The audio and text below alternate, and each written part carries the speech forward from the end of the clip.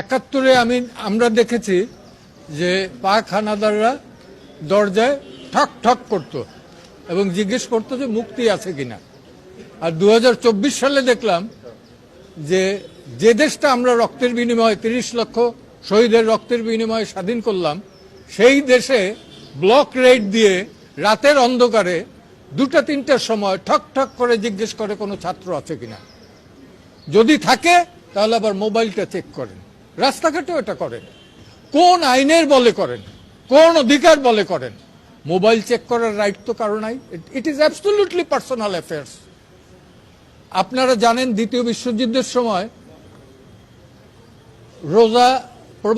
রোজা লুক্সেমবার্গ, তার একটা ডায়েরি আছে, কই নাৎসিরা পর্যন্ত সেটা চেক করে নাই।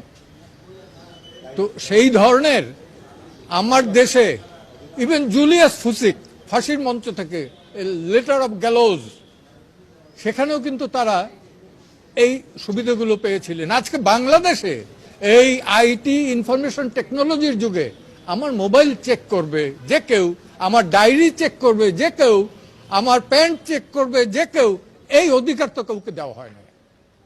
স্পেসিফিক যদি কোনো এলিগেশন থাকে, হ্যাঁ আমার বিরুদ্ধে সেটা দিবে, থানায় ডায়েরি করবে এবং গ্রেপ্তার করবে। তো এইটার তো কোনো ই নেই। এবং এইখানে